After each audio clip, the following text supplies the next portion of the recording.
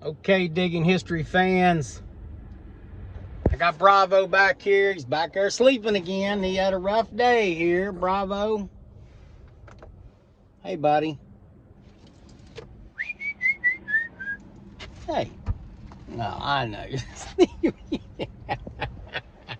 Anyways, so we've been on this massive hunt for this lost silver.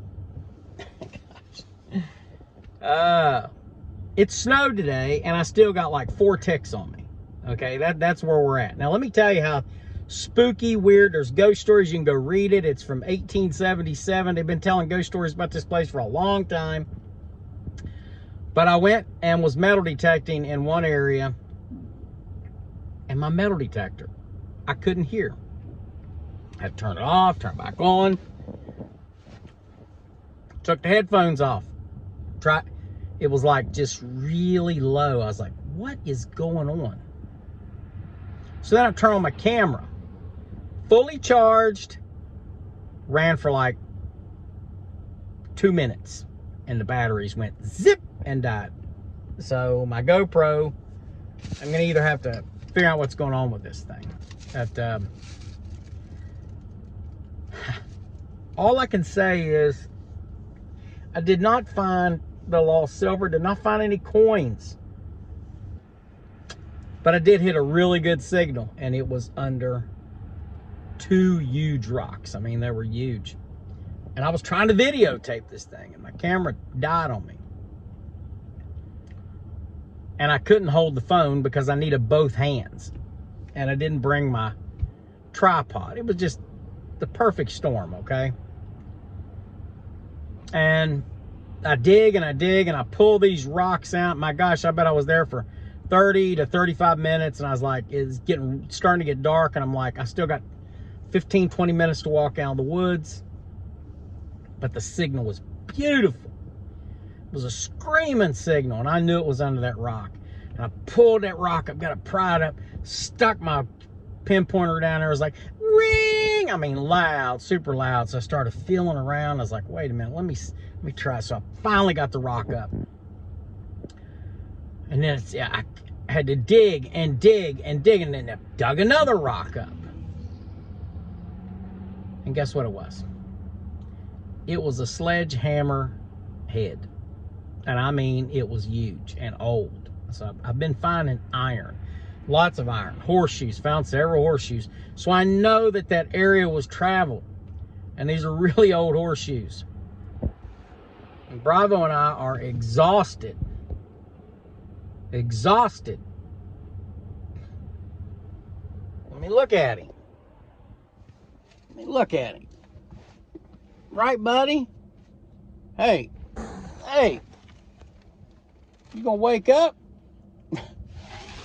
He's got briars all over him, burrs all over him. Gosh. I thought we were in the snow in the winter, man.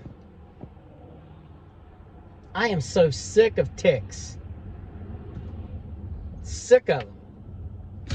Ugh. Sick of ticks. Sick of briars. I'm glad that it's cold outside. And I hope we get a deep freeze winter that kills off some of these bugs. I'm frustrated. I'm really frustrated about this silver. I feel it. I feel that I'm close. I feel like I'm close. I'm reading everything. And so it's like, I'm going to come to the conclusion eventually one of these days when I finally can, and I'm marking trees where I stop at, so I'm marking areas, where I've dug,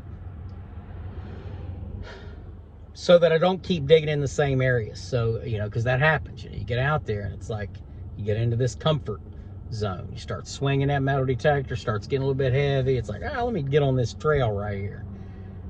This is a silver shipment that was buried in the middle of the night after 2 guys murdered 2 men. All right. In 1802. That's how long ago. So it's over 200 years, 220 years buried in the ground. Supposedly, it was buried in a bee gum. A bee gum is a beehive. So it's like the bottom of a tree, like an old tree root that they hollowed out, and they kept bees in there. That's how they got their honey. And supposedly there was so much in there. It was a bushel basket and a half of silver, probably $500,000 worth of silver. Okay. So if it's still there,